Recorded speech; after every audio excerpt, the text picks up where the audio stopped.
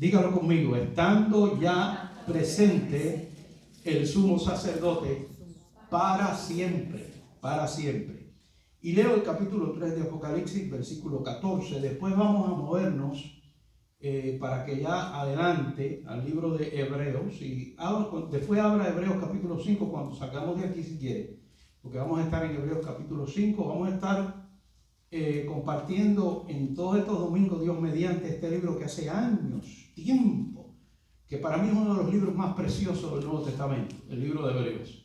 Amén. El capítulo 5 de Hebreos, vamos a estar ahí en capítulo 4 y 5 en adelante de Hebreos. Leo el verso 14 de Apocalipsis capítulo 3 y dice: y escribe al ángel de la iglesia en la Odisea, he aquí el amén, el testigo fiel, el verdadero, el principio de la creación de Dios. Dice esto: yo conozco tus obras, que ni eres frío ni caliente, ojalá fuese frío o caliente, pero por cuanto eres tibio y no frío ni caliente, te vomitaré de mi boca. Porque tú dices: yo soy rico y me he enriquecido y de ninguna cosa tengo necesidad, y no sabes que tú eres desventurado, miserable, pobre, ciego y desnudo. Por tanto, yo te aconsejo que de mí compres oro refinado en fuego, para que seas rico, vestiduras blancas para vestirte, y que no se descubra la vergüenza de tu desnudez, y unge tus ojos con colirio, para que veas. Yo reprendo y castigo a todo aquel que amo. Sé pues celoso y arrepiéntate. Y aquí yo estoy a la puerta y llamo, y si alguno oye mi voz y abre la puerta, entraré a él y cenaré con él y él conmigo. El que venciere le daré que se siente conmigo en mi trono, así como yo he vencido y me he sentado con mi Padre en su trono. El que tiene oído para oír, que oiga lo que el Espíritu dice a las iglesias. Recibimos en esta mañana tu palabra.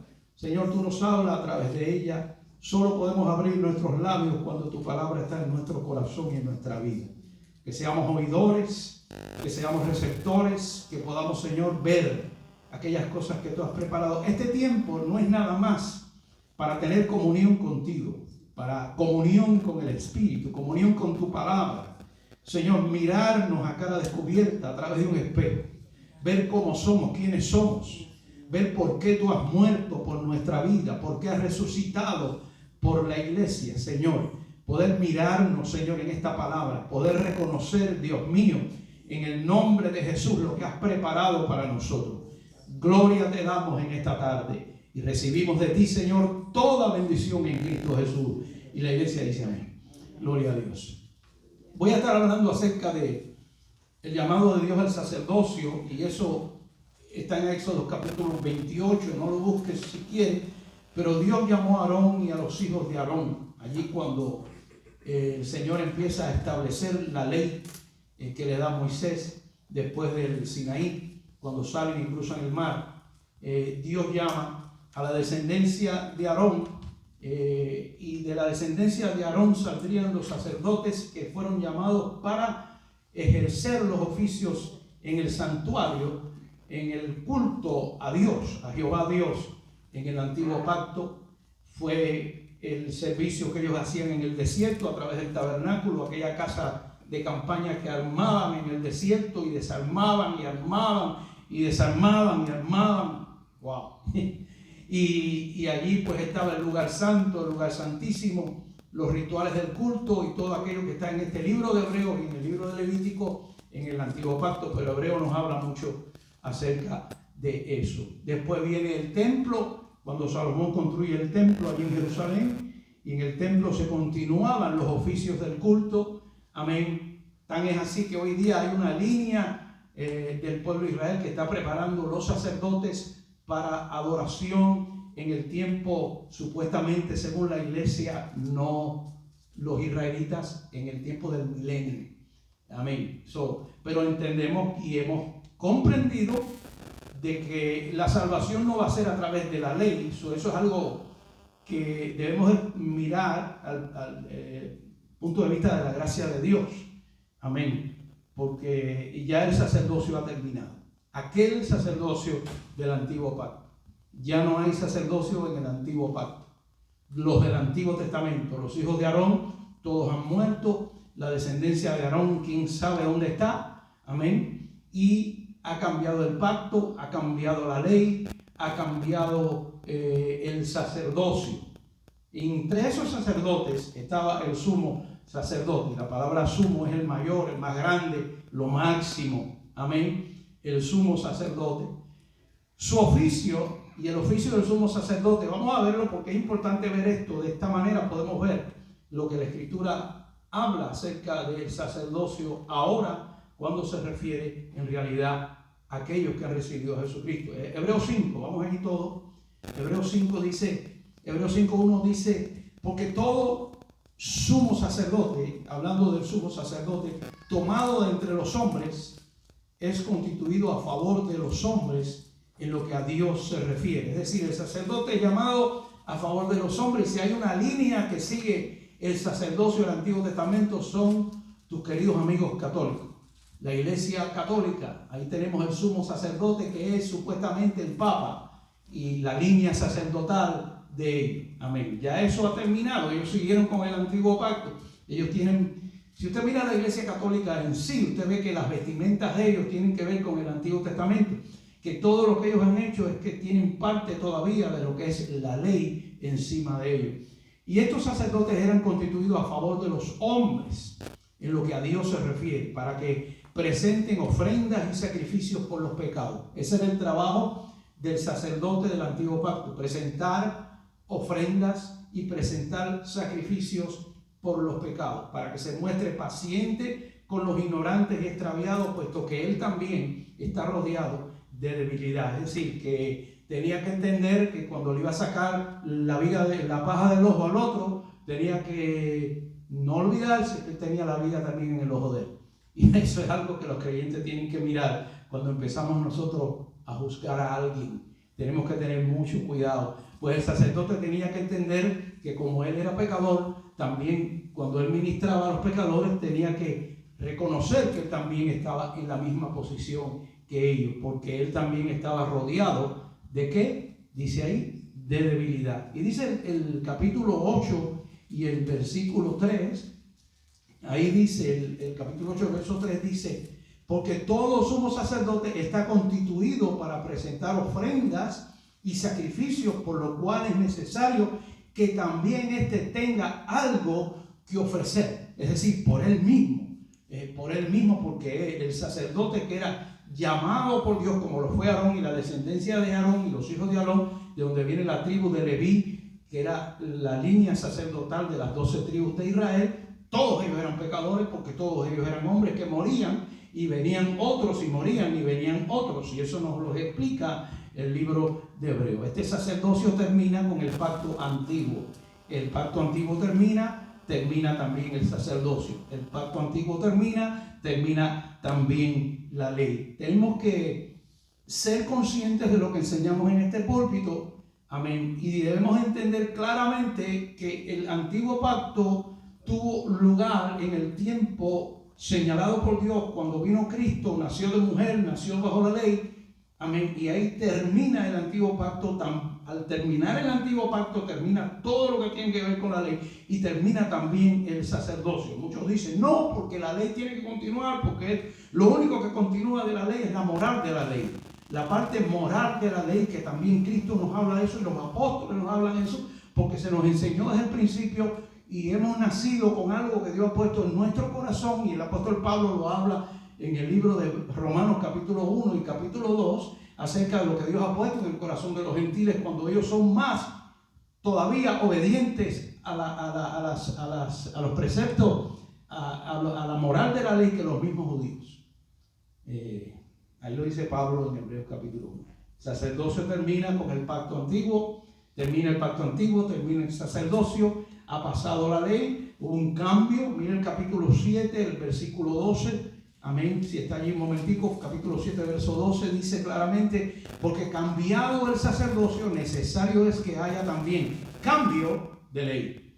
Cambió el sacerdocio, necesario es que haya también cambio de ley. Si hubo un cambio de ley, la ley cambia para entonces darle lugar a un pacto nuevo establecido sobre ¿qué?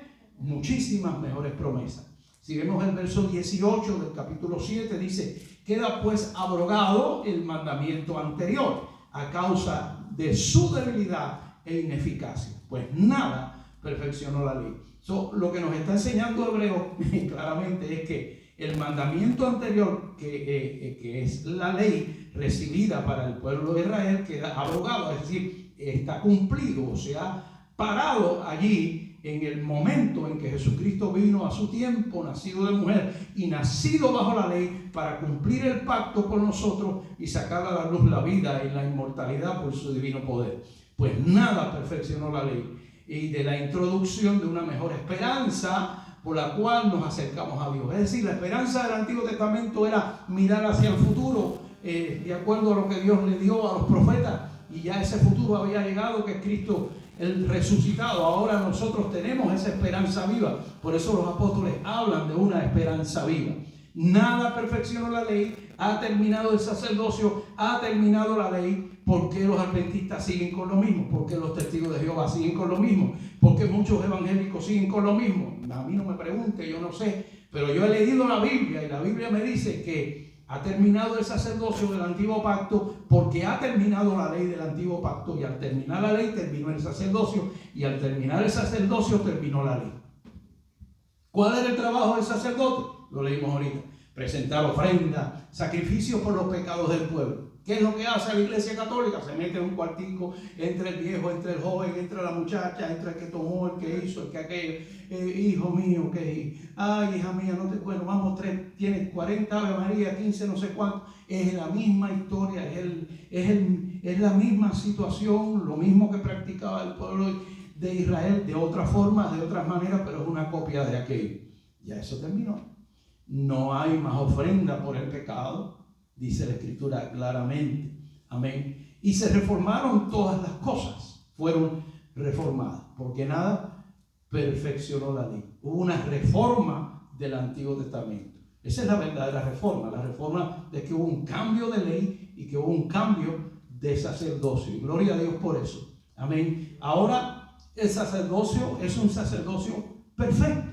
Y el capítulo 7, el verso 28 dice: porque la ley constituye sumo sacerdote, está ahí conmigo, a débiles hombres, pero la palabra del juramento posterior a la ley, al Hijo, hecho perfecto para siempre. Amén. Es decir, que la perfección del Nuevo Testamento, del Nuevo Pacto, del Nuevo Sacerdocio, nunca la tuvo el Antiguo. Amén. Porque claramente está que la ley no vino para salvar, sino que tenía su propósito. Claro está, ahora, bajo el pacto de gracia, bajo el pacto de la fe, bajo la muerte de nuestro sumo sacerdote y la resurrección de un sacerdocio inmutable, inconmovible, amén, que es eterno y para siempre, Él tiene el poder para continuar intercediendo por nosotros por toda la eternidad, o hasta que nosotros pasemos de esta tierra, o hasta que Él venga. Los sacerdotes morían, este no muere más. Amén. Ya dio su vida por el pecado, se levantó para nunca más morir. Y dice claramente el verso 28 aquí, dice: al Hijo de Dios, al Hijo hecho perfecto para siempre. Es un sacerdocio perfecto, porque es un sacerdocio santo, porque es un sacerdocio perfecto, porque es un sacerdocio glorioso. Amén. Porque fue llamado por Dios, porque pagó un precio, porque ahí está la santidad de Dios, ahí está el Dios encarnado. Amén. En la persona de nuestro Señor Jesucristo. Una salvación perfecta y eterna en este sacerdocio.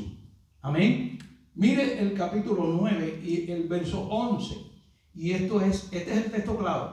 El texto clave de Hebreos, cuando el libro de Hebreos habla de cómo Dios habló a los antiguos, de cómo Dios habla hoy a la iglesia, del reposo de Dios en el capítulo 4. Después toca el tema del sacerdocio, habla de la salvación. El libro de Hebreos es un libro precioso, uno de los libros más tremendos del Nuevo Testamento. Amén. Pero el verso clave en todo esto es este versículo del capítulo 9 y el versículo 11, ya que tenemos un sacerdocio perfecto. ¿Por qué? Y que tenemos un pacto perfecto. ¿Por qué? Y que tenemos un templo perfecto. ¿Por qué? Y que tenemos una salvación perfecta y eterna para siempre. ¿Por qué? El capítulo 9, el versículo 11. ¿Ustedes me siguen? Dice, pero estando ya presente Cristo. Y estas son palabras que yo tengo subrayadas en mi Biblia. Porque póngase a pensar por qué es que el escritor de Hebreo nos dice que ahora Cristo está presente. Amén. Pero estando ya presente Cristo. Es decir, el Antiguo Testamento era un símbolo para el tiempo presente. Lo que se hacía allí era un símbolo para el tiempo presente. Se presentaban ofrendas, se presentaban sacrificios. Amén. No hacían perfecto en cuanto a la conciencia a nadie. La gente seguía con el asunto de hay que venir y volver otra vez. Amén. A presentar nuestras ofrendas. Todos los años el sumo sacerdote entraba una vez al año al lugar santísimo. Amén. Por el pueblo, por él mismo, por Mazantín el torero, por todo el mundo. Amén. Y consistía solo en comidas y bebidas y diversas abluciones y ordenanzas acerca de la carne impuestas. Voy a leer el verso 10. Oiga lo que dice: impuestas hasta el tiempo de reformar las cosas. Es decir, que todas estas cosas fueron puestas hasta que llegara la reforma, hasta que fueran reformadas todas las cosas, arregladas, cambiadas, puestas en su sitio. ¿Y cómo fueron reformadas las cosas? Con el sacrificio de nuestro Señor Jesucristo. Por eso dice el verso 11, yo leí el capítulo 9, verso 10. Ahí dice la Escritura claramente, hasta el tiempo de reformar las cosas. Y ahora el verso 11 dice, pero estando ya presente Cristo. Cristo está presente. Cristo está presente cuando entramos aquí. Cristo está presente cuando salimos de aquí. Jesús está presente cuando estamos manejando, que vamos a 100 millas. Jesús está presente cuando estamos en la casa. Jesús está presente cuando estamos viendo el internet, cuando estamos en el teléfono, cuando estamos en la televisión. Jesús está presente siempre. Y yo quiero que usted sepa que Jesús está presente aquí. Estando ya presente Cristo, porque Cristo se hace presente en el corazón de aquellos que creen, en los que tienen conciencia de lo que Dios ha hecho por ellos. Estando ya presente Cristo. Oiga este texto. Esto es un texto poderoso en este libro de Hebreo. Sumo sacerdote, el mayor de todos, de los bienes venideros, de las bendiciones venideras, el que ministra la bendición de Dios a nuestra vida, el que ministra la gloria de Dios a nuestra vida, el que ministra todo aquello que nosotros necesitamos sobre nuestra vida. Él es el sacerdote, el mayor, el más grande, el único, el eterno, amén, de los bienes venideros, que son para la iglesia. Por el más amplio y más perfecto tabernáculo, no hecho de manos, es decir, no de esta creación. Amén. Es decir, que el tabernáculo en el cual Él entró no es el tabernáculo del Antiguo Testamento, no es el templo de Salomón, no es lo que constituyó la ley, no es hecho de manos, no es hecho de hombres. Amén. Y dice el 12, y no por la sangre de machos cabríos ni de becerros, sino por su propia sangre, entró una vez y para siempre en el lugar santísimo, habiendo obtenido eterna redención. Recuerda que el lugar santísimo estaba cerrado al pueblo, estaba cerrado a todos, y el único que entraba en ese lugar era el sacerdote, una vez al año. Ahí entraba sobre todas esas cortinas gruesas que había, que era una belleza.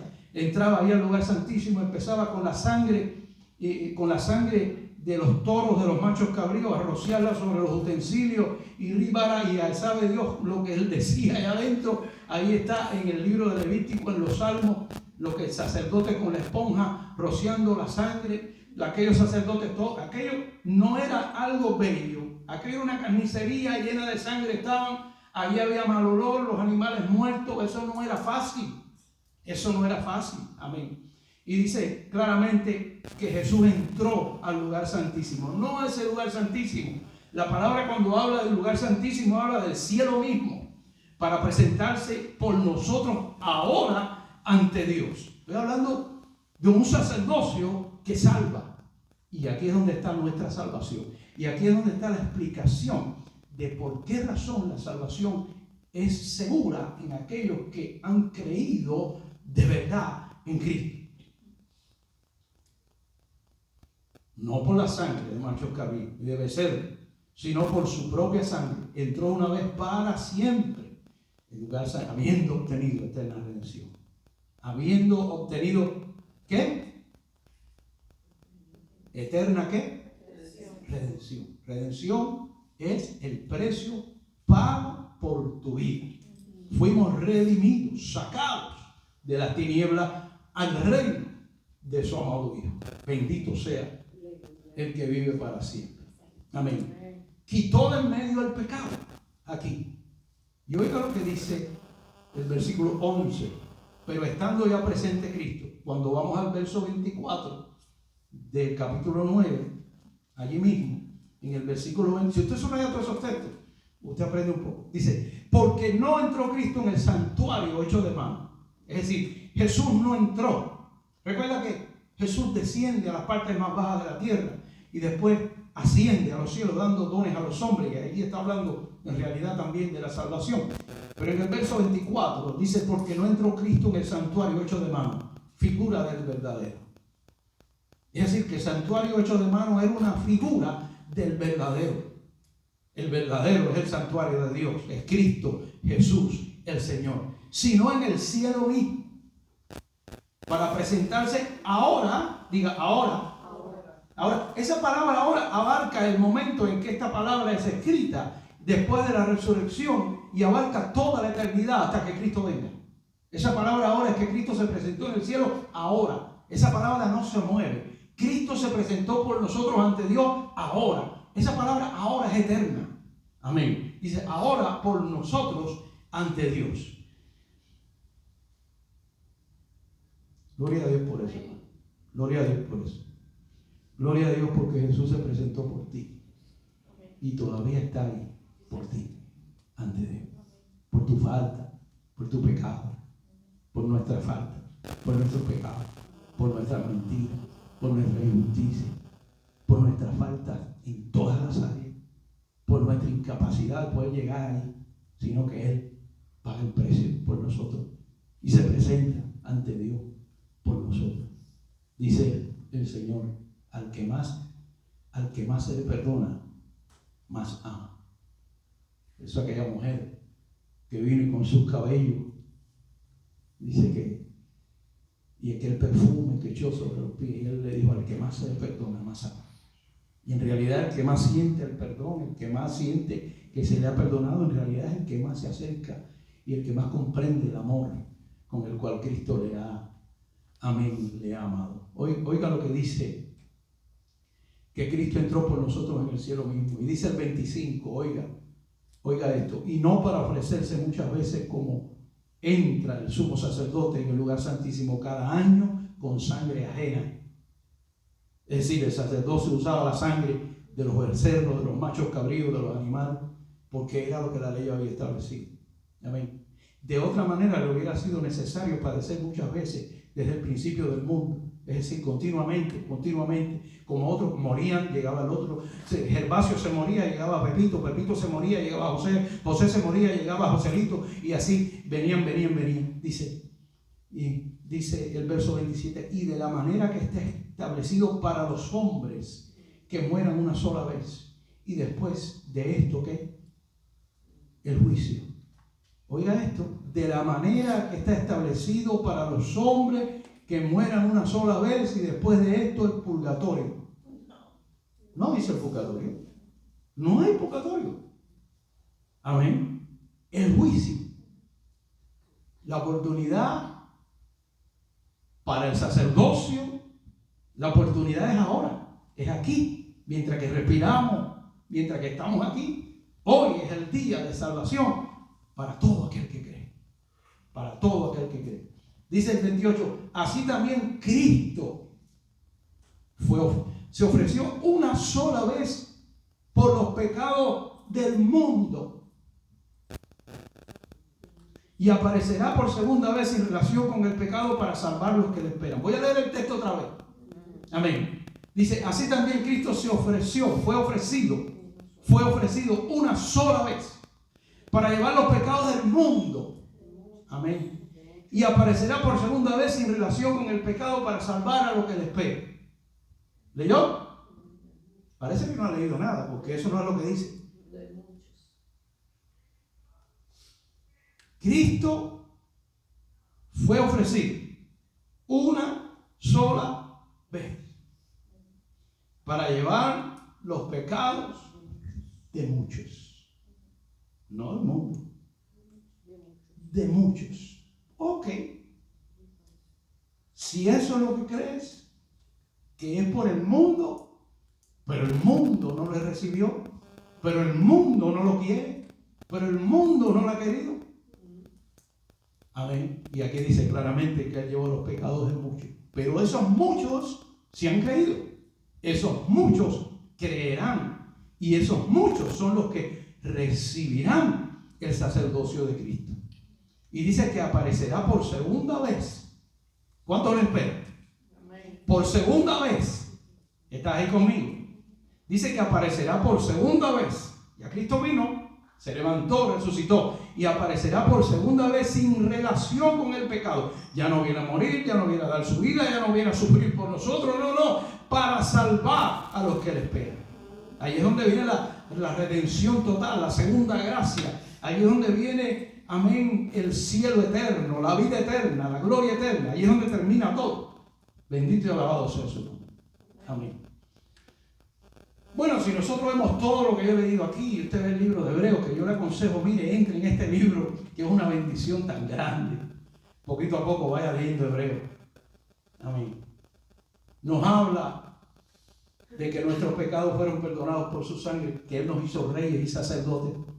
Cuando Apocalipsis 1, 5 y 6 dice que Él nos hizo, Apocalipsis 1, 5 y 6 dice que Él nos hizo reyes y sacerdotes para Dios su Padre.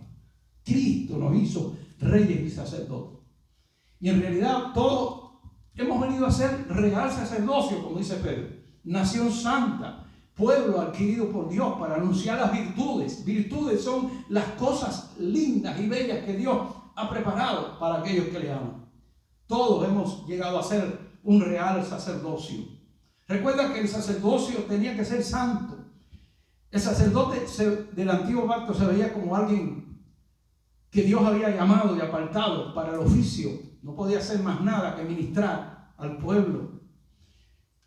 Tan es así que antes de comenzar los oficios en el templo, habían un sinnúmero de cosas que tenía que hacer él para poder entrar a ministrar, como lavarse las manos 254 veces, yo no sé.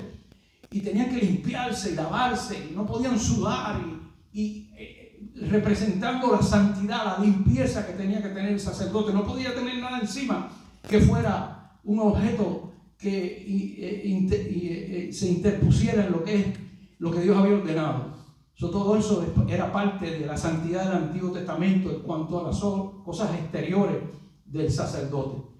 Lo interior del corazón Dios le conocía, y cuando el sacerdote entraba una vez al año al lugar santísimo tenía que tener mucho cuidado. Yo me imagino que muchos lo pensaban, y muchos tenían que orar mucho, porque si había algo en ellos que no era agradable a Dios, el sacerdote moría. El sacerdote moría porque la presencia de Dios estaba allí, de acuerdo a lo que nos enseña la Escritura. Por eso había una soga que se le dejaba, porque nadie podía entrar allí. Había que darlo por las patas, yo no sé. Es decir, la soga estaba allí, el telón, estaba cerrado el lugar santísimo, y el hombre con las campanitas, y se oía el hombre ministrando, y el humo y la consagración. Y si el hombre moría por alguna razón, había que darlo. Había que sacarlo de allí. Amén. Porque Dios es santo, y la Escritura dice que es 3 veces santo. Es santo en el Padre, es santo en el Hijo, es santo el Espíritu Santo. Es la santidad de Dios, y esa santidad de Dios la hemos alcanzado. Por eso la palabra dice: a los santificados en Cristo Jesús que están en Miami Lakes, a los santificados en Cristo Jesús que están en Hialeah, a los santificados en Cristo Jesús que están en Corintio, a los santificados de los hermanos de Galacia, a los santificados, y cuando Pablo habla las cartas, dice a los santos y fieles en Cristo Jesús que están en Efesios. Porque esa santidad ha sido dada a nosotros por el sumo sacerdote que nos ungió, amén, con la bendición del Espíritu Santo, al haber creído en Él. El que cree en Él tiene vida eterna. Las verdades de Dios se nos dio para que fueran anunciadas. Llamados a amar a Dios sin comprometer las verdades de Dios por otras cosas. A eso fue llamado el pueblo, la iglesia. La palabra dice que por sus frutos se conoce el árbol. Usted sabe que el árbol da su fruto de acuerdo a la semilla. Amén. Y en nosotros el Señor sembró la semilla, que es el Evangelio, que es la verdad, que es Cristo en nosotros. Yo empecé con Apocalipsis por una razón. Amén. Y ahora termino con Apocalipsis porque empecé y no lo leí. No hemos hablado de eso. Pero así voy a ir. Y ahora sí vamos a hablar de eso. Y allí termino con lo que le escribe Jesucristo el Señor al pastor de la iglesia en la Odisea. Pero no solamente al pastor, porque termina en el último versículo y le dice: el que tiene oído oiga lo que el Espíritu dice a la iglesia. Apocalipsis capítulo 3, el verso 14. La iglesia de la Odisea. Las 7 iglesias del Asia Menor, porque las iglesias eran iglesias independientes y cada una tenía su pastor y tenía su función.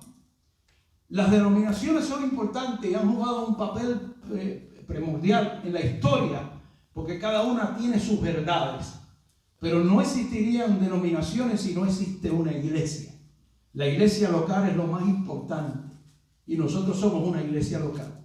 Y aquí están las 7 iglesias, las cuales el Señor, el sumo sacerdote, el Rey de Reyes, el Señor, el dueño de la iglesia, el que murió por la iglesia, el que traspasó los cielos, el que entró en el lugar santísimo habiendo obtenido eterna redención, le escribe a la iglesia en la Odisea, le escribe al pastor de la iglesia en la Odisea y le dice: ¿por qué sabemos que es Él? Porque Él es el testigo fiel y Él es el verdadero. Él es el principio de la creación de Dios. Dice esto. ¿Qué dice? Dice: yo conozco tus obras, que ni eres frío ni caliente. Ojalá fuese frío o caliente. Pero por cuanto eres tibio y no frío ni caliente, te vomitaré de mi boca. Ustedes han comido cosas tibias, ¿saben qué? Muchas veces las tienen que botar. Porque a unos les gusta frío, a otros les gusta caliente. Yo me tomo el café frío y me tomo el café caliente, pero el café tibio no me lo puedo disparar. Tiene que estar frío o caliente, pero tibio no puedo. Bueno, el Señor es muy sabio, por cuanto no eres frío, no eres tibio, no eres frío ni caliente, sino eres tibio. Dice el Señor: te vomitaré de mi boca. Hermano, esta escritura no es para el mundo.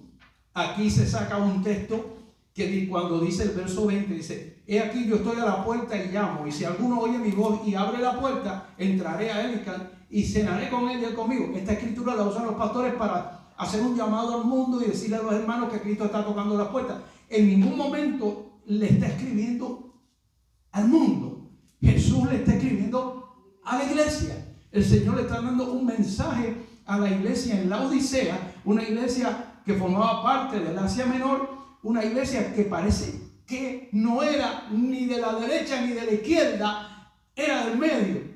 Y el Señor le dice: por cuanto eres tibio, a ti te vomitaré de mi boca.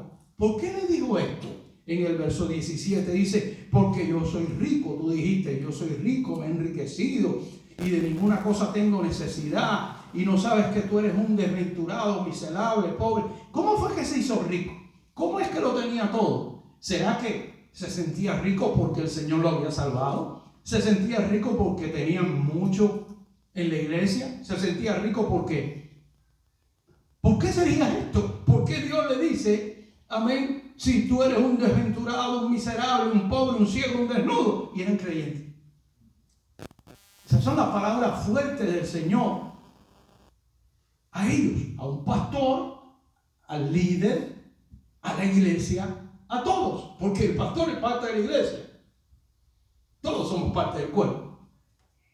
Y entonces le dice, por tanto, yo te aconsejo que de mí compres oro refinado en fuego, para que seas rico en vestiduras blancas, para vestirte. Eso tiene que ver con santidad, tiene que ver con salvación, y que no se descubran la vergüenza de tu desnudez. Es decir, había una vergüenza en la iglesia, había un momento de que aparentemente parece que ellos no eran ni de aquí ni de allá. Y es una de las cosas que tenemos que ver. Llega el momento ahora, y fue el momento en el tiempo de la iglesia, y será el momento en el tiempo del fin, que usted se tiene que definir. Que la iglesia se tiene que definir. Que la iglesia tiene que definirse o por Cristo o por el mundo. O por Cristo o por la corriente del mundo. Tiene que haber una definición. No podemos estar en dos aguas, porque no puede haber agua dulce y amarga. Oiga bien lo que estoy hablando. Cuando el Señor le dice a él ahí, tú eres un desventurado, se lo dice a la iglesia. Y después le dice, yo te aconsejo que de mí compres oro refinado, oro en fuego. Si usted va a Corintios, usted ve que Pablo le dice, amén, habla del oro, de la plata, de las piedras preciosas, que es lo que Dios ha puesto en nuestro corazón, no la madera, el heno y la hojarasca que con el fuego se la lleva y se quema, sino que el oro es refinado a través de las pruebas y del fuego. Eso fue lo que Dios puso en nosotros. No le está diciendo que haga obras y que compre y que pague un precio. Le está diciendo, mira bien, que lo que yo te he dado es oro refinado. Cómpralo, reténlo, mira bien lo que te he dado. Yo te aconsejo que de mí compres oro refinado de fuego, para que seas rico en vestidura blanca. Amén. Y no se descubra la vergüenza de tu desnudez. Unge tus ojos con colirio. ¿Cuándo se escribió esto? Y usted busca colirio ahí en el teléfono, ese el Dios ese de este mundo que usted tiene. Y ahí te dice el colirio, te dice los colirios para los ojos. Amén. Como ellos descubrieron que la tierra era redonda, porque ya Dios lo había dicho. Y Colón dijo, hoy, oíste. La palabra es verdad, mi hermano. La palabra es poder. Dice, unge tus ojos con colirio para que veas. Porque el colirio te quita lo rojo del ojo, ¿no? Es una combinación de ciertos polvos y cosas de los médicos. Dice, yo reprendo y castigo a todos los que amo. Sé pues celoso y arrepiéntete. Entonces, los llama a un arrepentimiento. Hablamos la semana pasada del arrepentimiento. El arrepentimiento es volver hacia Él. Mirar que cuando vayamos para allá y regresamos a Él, hay un cambio total. Amén. En nuestra vida. Eso es arrepentimiento. Y hablamos de que hay arrepentimientos en nuestra vida, en nuestro caminar hasta que Cristo venga. El arrepentimiento no se ha acabado. Yo me tengo que arrepentir a veces de cosas. Arrepentimiento que tengo que venir a Él y decir, Señor, perdóname. Amén. Porque he fallado. Porque Cristo intercede por nosotros como sumo sacerdote. ¿Por qué? Porque ya no vas a pecar. No. Cristo intercede por nosotros como sumo sacerdote, porque lo que somos eso, somos pecadores. Esa es nuestra naturaleza, eso es lo que somos. No mires para el lado, no mires para atrás, mírate tú. Amén, que Pablo le dijo a Timoteo, cuídate de ti mismo, cuídate de lo que tú eres, acuérdate de quién tú eres, acuérdate de las escrituras, acuérdate de lo que Cristo hizo por ti. Pon los ojos en Jesucristo. Por eso Él es el sumo sacerdote. Porque Él no tiene que volver. Ya Él pagó un precio eterno y para siempre en este llamado eterno. La iglesia se tiene que definir en estos tiempos. Estamos viviendo tiempos peligrosos. No podemos ser tibios en cuanto a esto. No podemos agradar a dos señores. No podemos andar en dos aguas. Amén. No podemos. ¿De qué usted está hablando, pastor? Tiene que haber una definición en el creyente. Cuando la palabra dice no matarás, eso sigue hasta el final. Cuando la palabra dice no asesinarás. Cuando la palabra dice Dios creó al hombre varón y hembra los creó. Amén. Mira, me da un celo tan grande. He visto programas de niños, inclusive muchachitas y que se han hecho los senos y después se han quitado, que se han quitado los senos y después se han arrepentido porque se han querido volver hombres. Los médicos empujando esta agenda. Ya no es cuestión de partidos políticos, esto no funciona, es cuestión de las tinieblas contra la luz, y nosotros, la iglesia, tenemos que definir. Tiene que haber una definición en nosotros. Es increíble por lo que se le enseña a los niños en la escuela. Sí queremos nuestros hijos en la escuela, pero las escuelas están llenas. Cuando yo llegué a este país, mi hermano, que yo fui a la escuela, lo más que me ponían a mí en una película del señor este que metieron preso, el músico este que bailaba, y ahora se me olvidó el nombre. Amén. Era lo más que se podía ver en una cosa así del mundo. Pero hoy día se le enseña la sexualidad a los niños, están en los libros en las escuelas, en ciertos estados de los Estados Unidos, lo que está pasando, amén, que llega a ti un familiar, una niña, y dice, no, papi, yo me siento que porque ya le han metido en la cabeza en la escuela que él no es varón, que él es hembra, que él no es hembra. Entonces el médico que vive esto, el degenerado, que es el que vive de esto, es millonario, tiene un yate partido que vale $200 millones allí, amén, y viven de eso, y después esos muchachos desgracian su vida, amén. ¿Por qué razón? Por una idiota. Dios mío, ¿hasta dónde, iglesia? Nosotros debemos entender estas verdades. No podemos claudicar en dos aguas, no podemos tener un pie allá y otro aquí, no podemos agradarle a todo el mundo. Somos llamados, tenemos que comprar oro refinado, tenemos que entender que el Señor va a reprendernos, nos va a castigar. Porque eso es lo que dice aquí: yo reprendo y castigo a todos los que amo. Sé pues celoso y arrepiéntete. ¿Cómo pueden haber cristianos que sean parte de estas cosas? Eso no existe. No hay un creyente que sea parte, porque vas en contra de la santidad de Dios, vas en contra de la verdad de Dios, vas en contra de lo que Dios establece en su palabra. Estás peleando contra el aguijón, estás luchando, amén, contra un Dios santo. No se puede. Y él dice: yo estoy a la puerta y llamo. Si alguno oye mi voz y abre la puerta, entraré a él y cenaré con él y él conmigo. Esto no es para el inconverso. Le está hablando a la iglesia. Iglesia, abre la puerta y déjame entrar, dice él. Si abres la puerta, cenaré. Si recibes la palabra, si estás de parte, el que no es conmigo contra mí es, dijo él. El que conmigo no recoge desparrama. Amén. O somos de él o no somos de él. Nuestra mente, nuestra conciencia debe estar amarrada a la palabra de Dios. Como Lutero lo dijo, mi conciencia es cautiva de la palabra de Dios. Nuestra conciencia debe ser cautiva de la verdad de Dios. Tiene que haber una firme creencia en nuestro corazón, arraigados y cimentados en el amor de Dios, en la palabra de Dios, la cual vive y permanece para siempre. Una sociedad sin conciencia del Dios Santo. Una sociedad depravada, totalmente depravada, como Sodoma y Gomorra. Hasta que Dios terminó con ellos. Y como dice allí el Evangelio, así será la venida del Hijo del Hombre, cuando se casaban y se daban de casamiento. Como hay madres, como hay padres que permiten que sus hijos sean prostituidos, niños, en esta situación. Nosotros tenemos que definirnos. Yo por años enseñamos, nosotros no creemos en Halloween. Nosotros entendemos que eso son fiestas paganas. Nosotros no creemos en arbolito, creemos que son fiestas paganas. Ya es un problema usted. Es decir, ¿por qué no hablamos de esto ahora? Viene diciembre, vienen las Navidades. Cuando Pablo nos habla en Colosenses y nos dice, claramente dice que Cristo al morir, que no nos engañemos, porque en Él habita toda la plenitud de la deidad, que en Él está Dios, Él es el sumo sacerdote. Amén. Y que no sigamos las tradiciones de los hombres, las tradiciones del mundo, las tradiciones de la carne, sino que vivamos según Cristo, en verdad. Amén. Y entonces, yo no creo que usted haya que enseñarle estas cosas.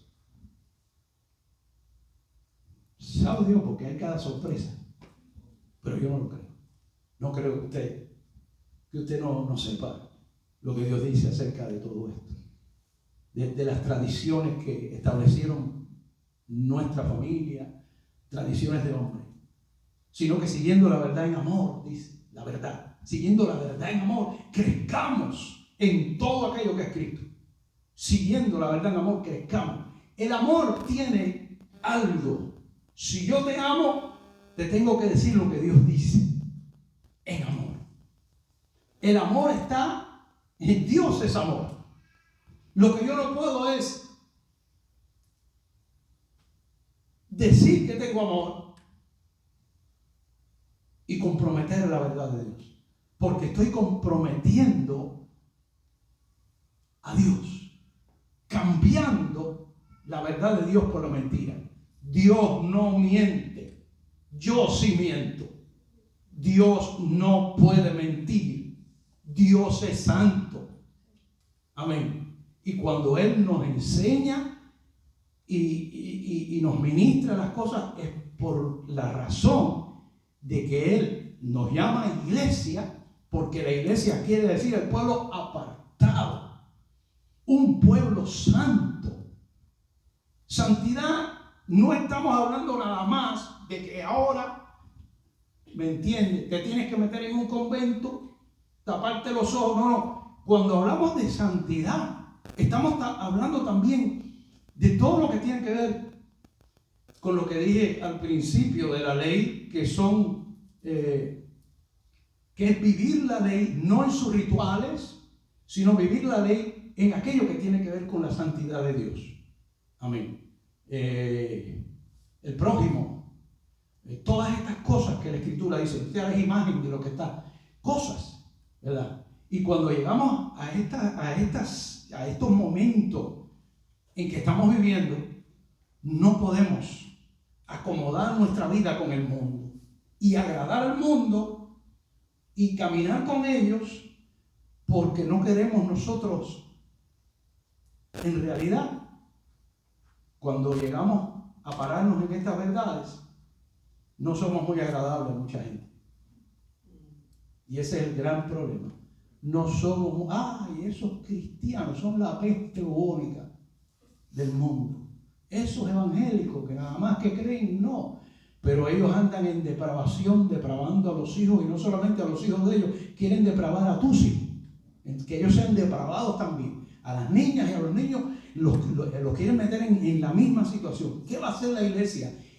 Porque esto que estoy hablando, no es que estoy hablando de esto y que estoy hablando, yo no estoy hablando nada de política, estoy hablando de un sistema dentro de los sistemas del mundo. Hoy día, en el mundo entero, hay un movimiento que tiene un nombre que ahora se me olvidó, que existe dentro de esta sociedad, una sociedad totalmente depravada, una sociedad apartada para el mal, y dentro de esa sociedad hay muchos que Dios nos ha llamado a repartirle ese tratado que usted tiene ahí, hablarle de Cristo, porque Dios va a sacar a muchos de ahí, a muchos Dios va a sacar.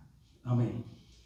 Cuando nosotros vemos lo que Dios le dijo a la iglesia de la Odisea, eres frío, eres caliente, por cuanto eres tibio, no estás ni perdido ni estás salvo. ¿Qué es lo que eres? Tibio. Te vomitaré de mi boca. Te vomitaré de mi boca. Y después le dijo aquí claramente, el que venciere, le daré que se siente conmigo en mi trono. El que venciere es aquel que tiene a Jesucristo como el Señor. El que sigue la verdad de Dios. Sigamos la verdad en amor, como dice Pablo. Así como yo he vencido y me he sentado con mi Padre en su trono. Sentados en lugares celestiales. Él nos sentó. Sentado quiere decir reposar. Sentado, estoy reposando. Nos sentó de las obras muertas que teníamos. Nos dijo, reposa, porque ya yo entré al lugar santísimo. Obtuve eterna redención. La cuestión es que nosotros como creyentes tenemos que tener una definición de lo que somos, de lo que creemos, en quién creemos y quién es nuestro Señor. Y esto es personal para cada uno de ustedes. La iglesia de Dios, en este tiempo que viene, en este tiempo que estamos viviendo, tiene que levantar sus ojos y sus manos al cielo. Y como Pablo, y no se equivoque, el Espíritu Santo, cuando Pablo aquí en Hebreo dice, puestos los ojos en Jesús, el autor y el consumador de la fe, el cual por el gozo puesto delante de él sufrió la cruz, menospreció lo propio, la muerte, y se sentó a la diestra del trono de Dios por el gozo, viendo a su pueblo, viendo a la iglesia redimida, salva y mirando hacia arriba donde está Cristo nuestro Señor. ¿Qué somos nosotros? Un pueblo llamado, un pueblo escogido, por el cual Cristo ha muerto, por el cual Jesús viene otra vez. Vamos a estar de pie. Aleluya. Gloria a Dios. Gloria